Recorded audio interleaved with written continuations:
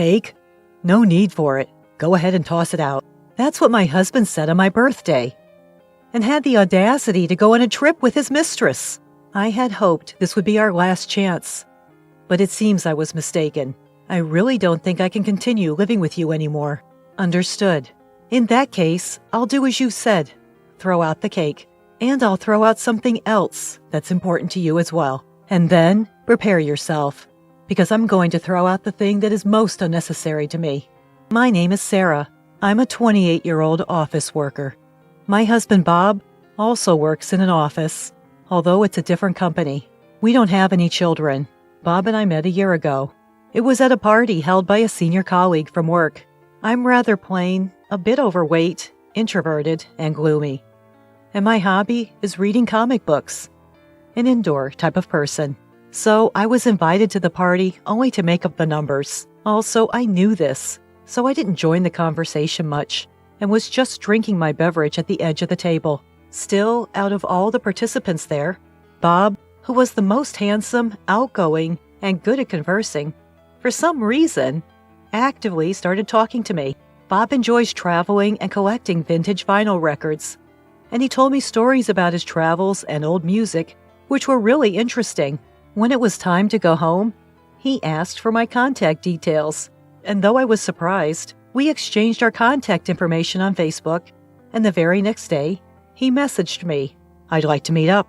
Just the two of us next time." I was so surprised that at first, I wondered if this was some kind of punishment game, or if he was going to try to sell me something. But I was happy, so I agreed, and we had a meal together on a later date. After that, he frequently asked me out, and after a few dates, he confessed his feelings for me. I had never had a boyfriend in my life before, so I was overjoyed at my first ever confession and accepted it. And then, about 3 months after we started dating, he proposed, and we got married.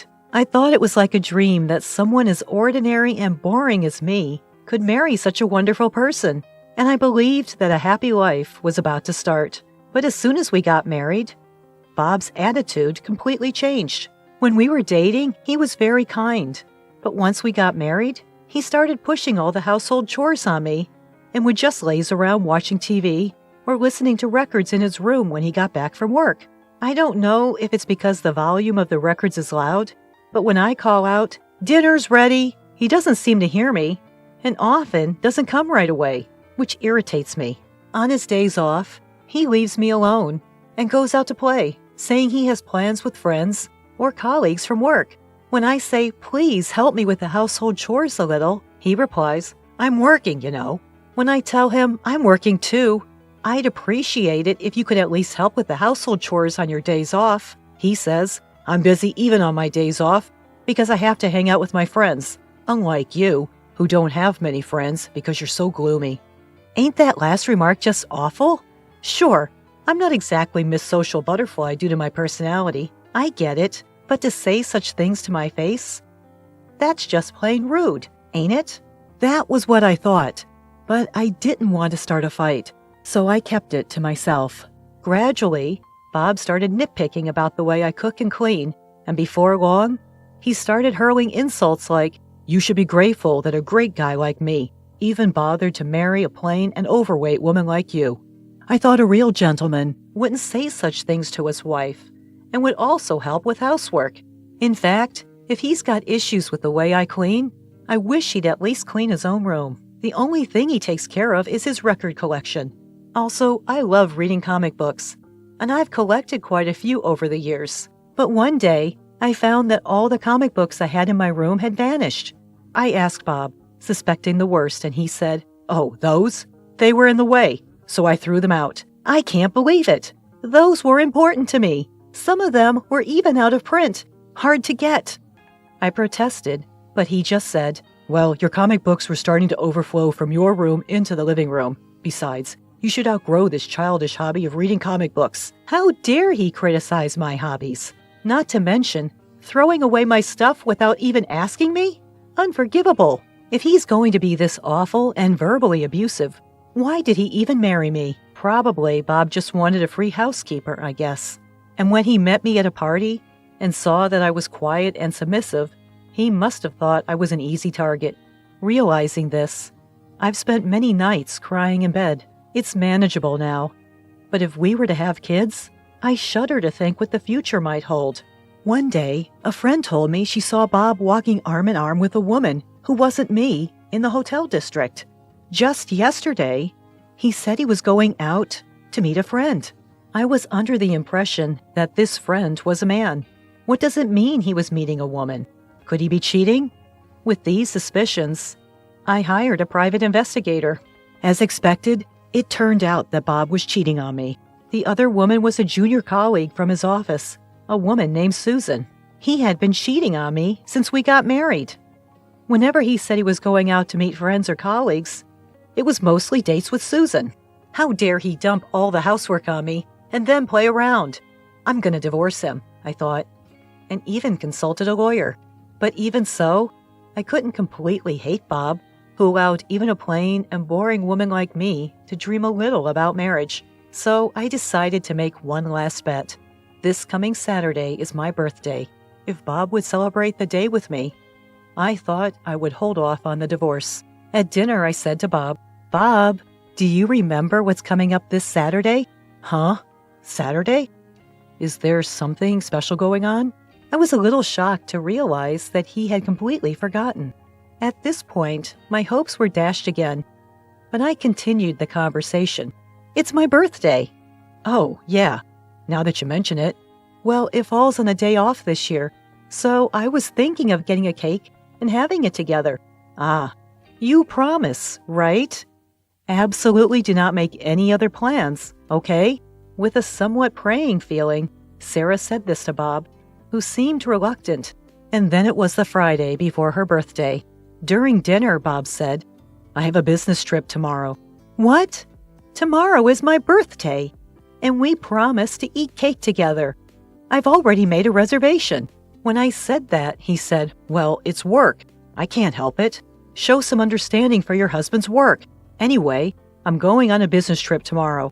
It's for 2 days and 1 night, so I'll be back on Sunday evening. Please pack for me."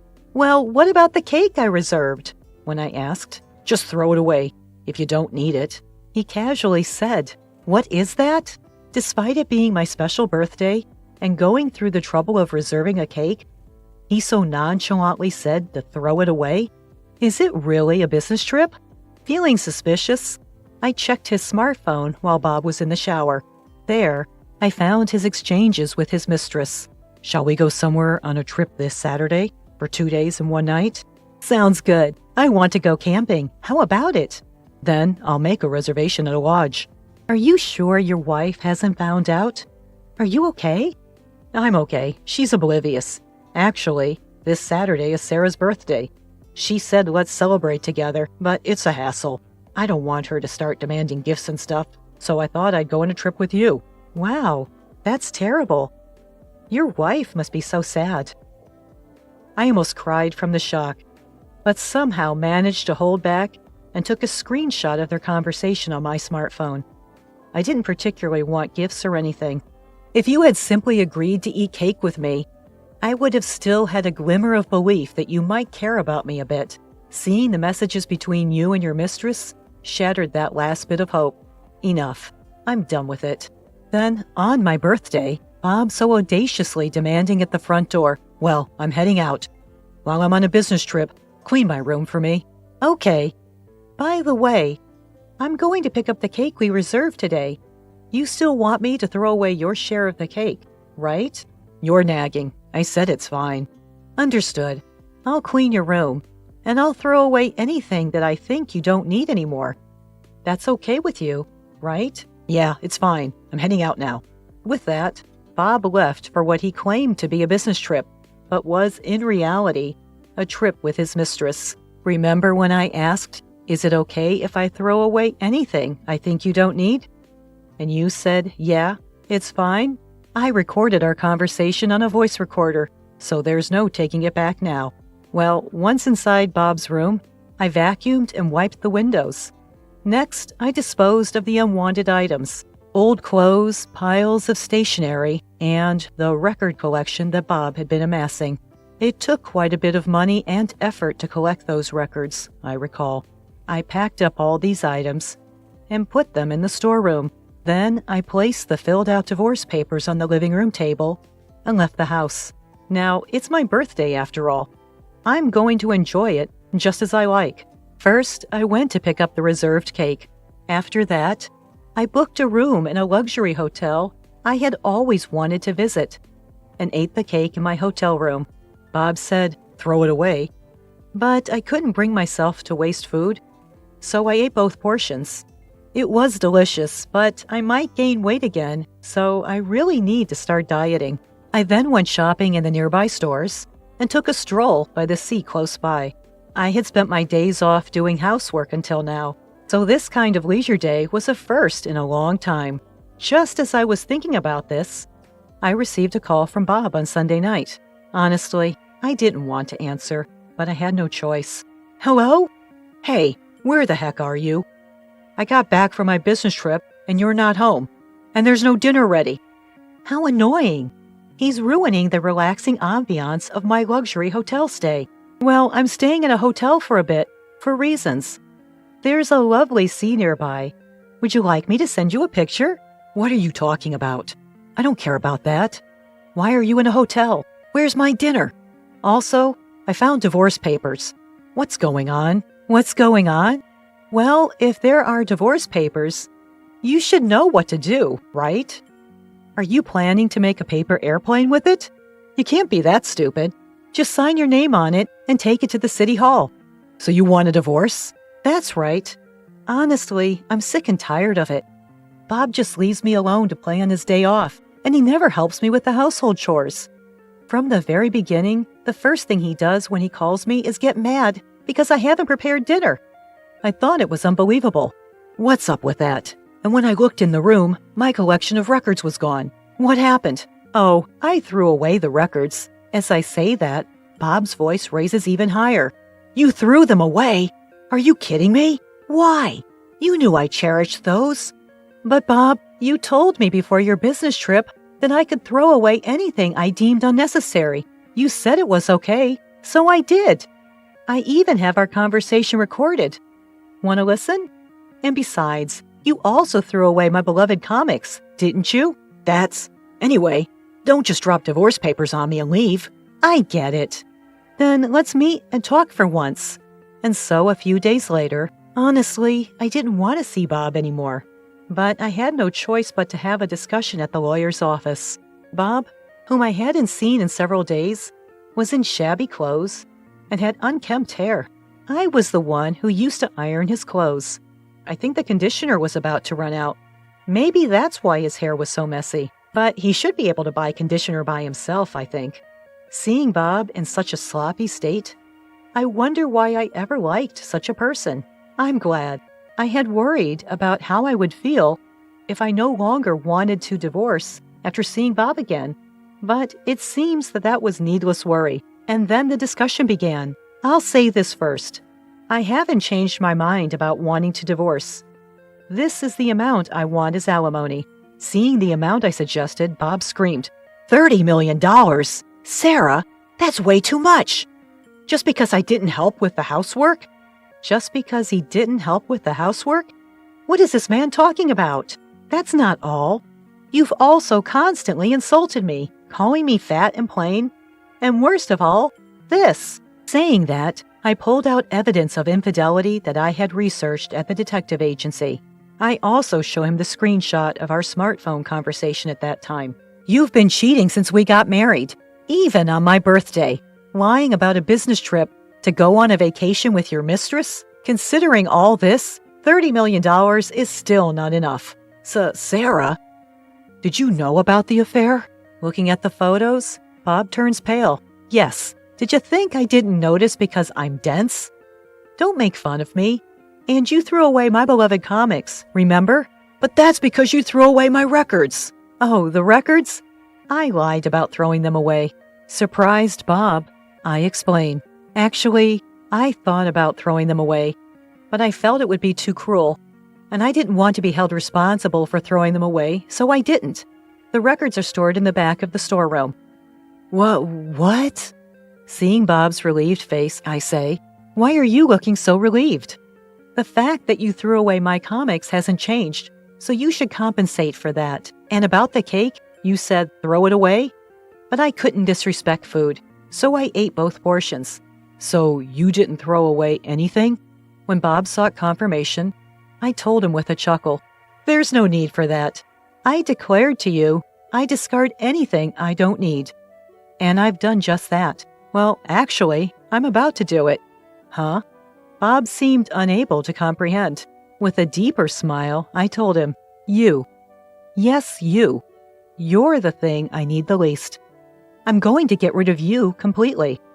Once you understand that, please divorce. There's no way the alimony will be less than this amount. If you argue, it'll be higher." When I said this, Bob pleaded, "I'm sorry. I won't cheat anymore, and I'll help with the housework because you're here." "Because I'm here? What? So you can go on dates with your mistress without any worry, dumping the chores on me during your days off?" "No, that's not it. Bob babbled, "No matter what you say, I intend a divorce. I don't like holding on to trash because I'm a neat freak," I retorted. After I said that, Bob fell apart, stammering, "I'm trash?" His expression at that moment was priceless. Afterwards, we divorced. Since the divorce, all communication has been through our lawyer, so I haven't seen Bob since. However, according to stories my lawyer shared, Bob, having left all the housework to me, had no domestic skills. He briefly cohabited with Susan, but apparently she too couldn't do housework. Their place quickly became a mess. Their diet was all over the place. Because they were constantly eating out, Bob started gaining weight, and his once handsome face now looks quite regrettable. It seems Susan broke up with Bob and moved on to another job. Furthermore, it became gossip at work that Bob and Susan were having an affair, causing him discomfort. But he can't quit because the alimony I requested is substantial.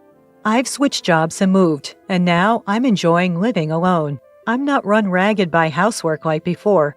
No one gives me a hard time, and I'm happy. Plus, maybe because I'm not stressed anymore, my face is brighter, and I've been told I look a little thinner. If I continue to lose weight, even though I don't plan to see him again, I might make Bob regret even more.